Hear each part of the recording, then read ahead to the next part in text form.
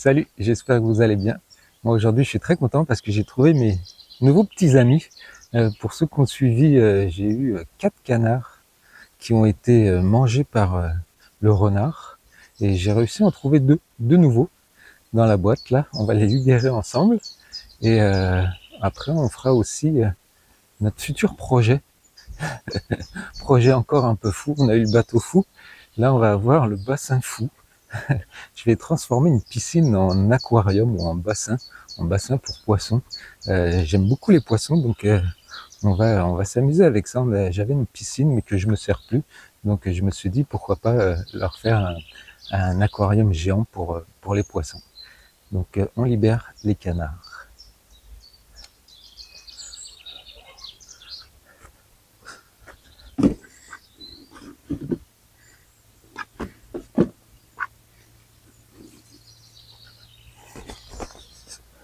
Donc voici un canard. C'est donc, je rappelle l'espèce, c'est un canard de Pékin. Canard de Pékin qui est un canard originaire de Chine, de la ville de Pékin justement.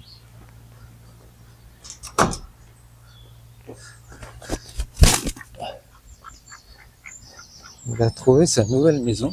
Donc ça c'est le mâle.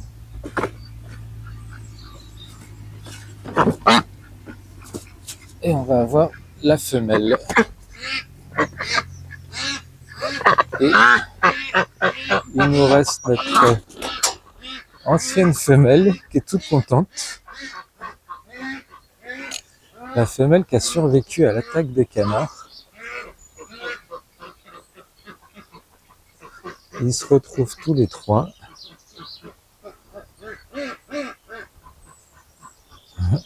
On va aller voir comment ils font connaissance.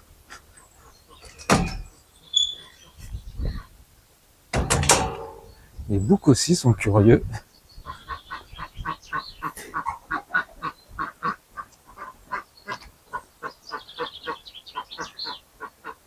Ils ont l'air déjà d'être amis. Ils se suivent comme si de rien n'était.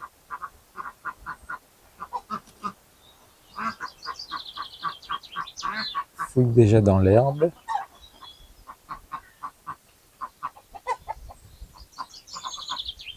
Donc on a l'ancienne canne qui est à gauche, qui franchement était très triste. Je ne sais pas si on peut dire triste, mais elle était seule et elle bougeait plus beaucoup, elle restait dans son coin. D'habitude, ils allaient dans le terrain, un terrain de 2000 m², ils allaient se promener et elle restait toujours au même endroit, prostrée. Là, ça va lui faire de la compagnie, elle va être bien contente. Donc voilà, pour les nouveaux petits amis.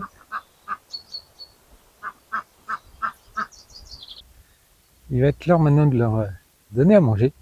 Je les nourris pas très souvent parce que j'ai un gros bidon que je vais vous montrer. Avant, j'avais quelque chose comme ça que vous pouvez trouver dans le commerce. J'avais installé ça sur un bac en plastique, mais bon, le bac n'a pas tenu.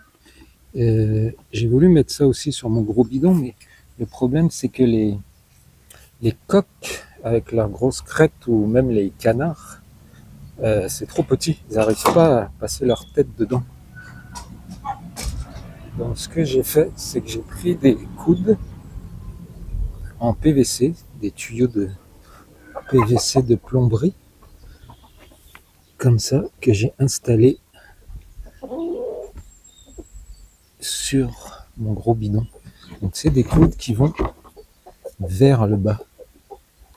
Au lieu d'aller vers le haut, mettez-les vers le bas, comme ça la nourriture est retenue et elle reste à disposition dans le fond du trou. Ici, j'en profite aussi pour vous montrer mon système d'abreuvoir. C'est des sortes de petites tétines, je pourrais dire. Donc l'eau est retenue à l'intérieur par un petit ressort avec une petite tétine en métal. Et dès qu'elle touche, ça fait sortir l'eau qu'elles arrivent à boire. Elles boivent directement sur le petit morceau en plastique rouge. Toujours un peu de fuite, donc il faut faire attention où vous allez le mettre. Les tuyaux en PVC aussi, le seul inconvénient, c'est que c'est pas étanche. Quand il pleut, l'eau peut rentrer là. J'ai essayé de mettre du silicone, mais ça n'a pas tenu. Il faudrait peut-être que je mette une autre sorte de colle. Donc voilà pour ma petite installation de nourriture et d'abreuvoir. Sinon, tout va bien.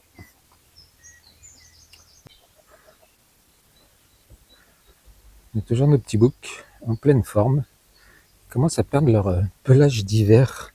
On voit sur les côtés qu'ils perdent de la fourrure. On va profiter de la vidéo pour aller vérifier nos œufs de canne.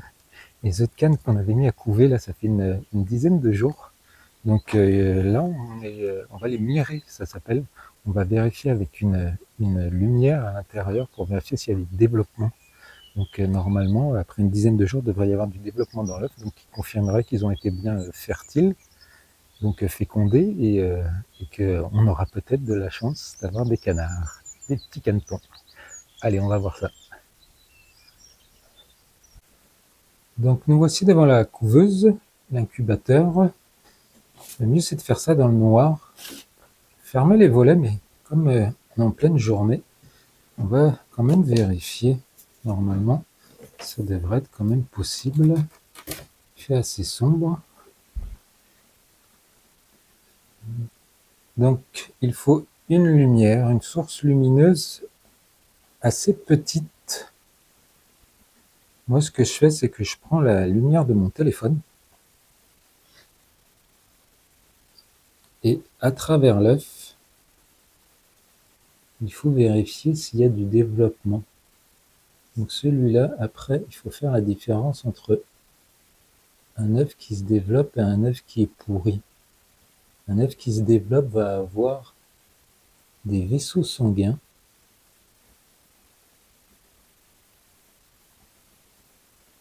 et quelque chose au milieu. Celui-là, je ne sais pas si vous arriverez à voir. Il y a du développement, on voit que ça bouge même. On va en prendre un bien clair, bien propre. Donc là, on voit bien les vaisseaux sanguins dans l'œuf. Et on voit, ah, j'espère que vous voyez, ici c'est un petit embryon qui se développe et qui bouge même.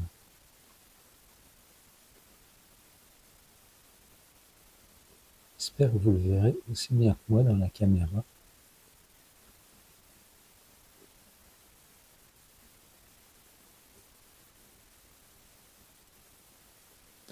Donc là, on en a déjà deux. Ah, celui-là, quand il y a un anneau rouge comme ça, en général, ça veut dire qu'il est mort. Il a commencé à se développer, mais il s'est arrêté et le sang a comme coagulé et s'est cassé en quelque sorte. Je ne pourrais pas vous dire exactement le phénomène, mais celui-là, on va le mettre de côté. Ah, celui-là aussi pareil. Ça arrive souvent quand les œufs sont pas à 100% viables. Donc comme je disais dans une autre vidéo, c'est des œufs que j'ai récupérés en plein hiver, donc qui ont passé plusieurs heures souvent dans le froid à moins de 8 ou 6 degrés. Donc dans ces cas-là, l'embryon peut avoir du mal à se développer. Ah, celui-là, il est parfait aussi. On arrive à voir même l'embryon qui bouge à l'intérieur avec les vaisseaux sanguins. Donc vous voyez ce qui bouge, c'est l'embryon.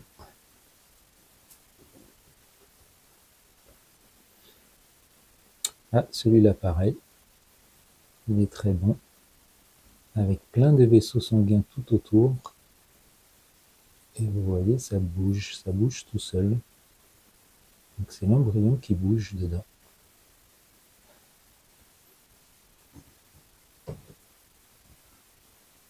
Ah, donc là on a un œuf blanc, ça s'appelle. Donc lui n'a eu aucun développement, donc a probablement été infertile. Il n'a pas été fécondé, ou alors il était vraiment mort en quelque sorte à cause du froid.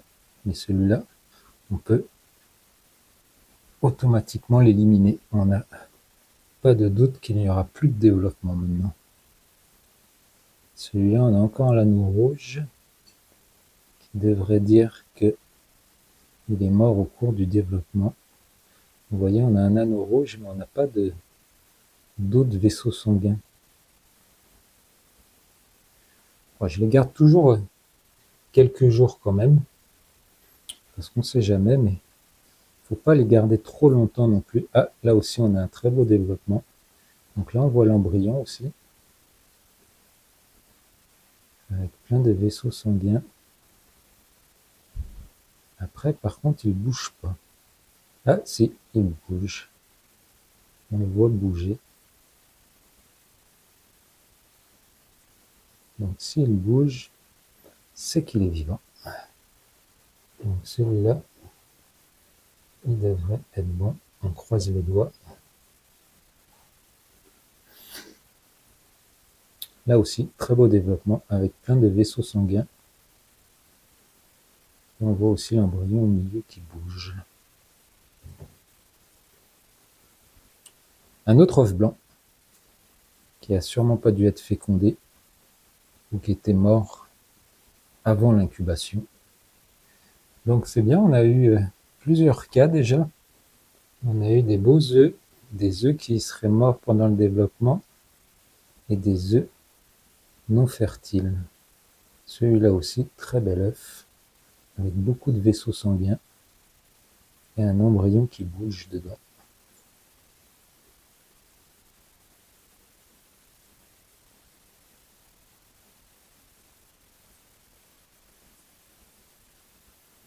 Donc je vais continuer à les mirer. Je vais essayer de faire ça vite parce qu'il faut essayer de garder la couveuse ouverte le moins longtemps possible. Donc on va suivre le développement encore. Là, ça fait une dizaine de jours. Pour les canards, il faut 28 jours, 4 semaines.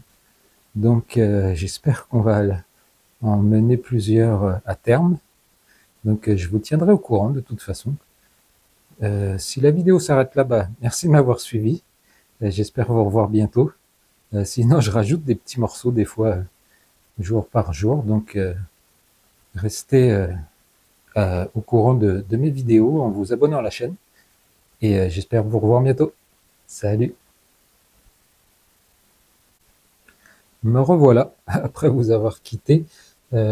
Pendant la vérification, j'ai vu aussi d'autres cas, comme un cas comme celui-ci, où il n'y a pas de vaisseau sanguin ni le rond rouge, mais on voit que ça bouge. Quand ça bouge à l'intérieur, rien n'est accroché en quelque sorte à la coquille, comme par les vaisseaux sanguins.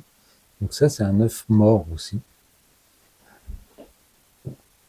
Et on a aussi un autre œuf qui, celui-là, est assez dangereux comme œuf. Là, c'est vraiment un œuf pourri, en fait. Celui-là est noir de noir. Il n'y a pas du tout de lumière qui passe à l'intérieur. Ça, c'est un œuf qui pourrait exploser. Donc vraiment, à enlever de toute urgence. Donc voilà, j'ai fini mon analyse de mes œufs. Je referme et je vous dis à bientôt. Salut!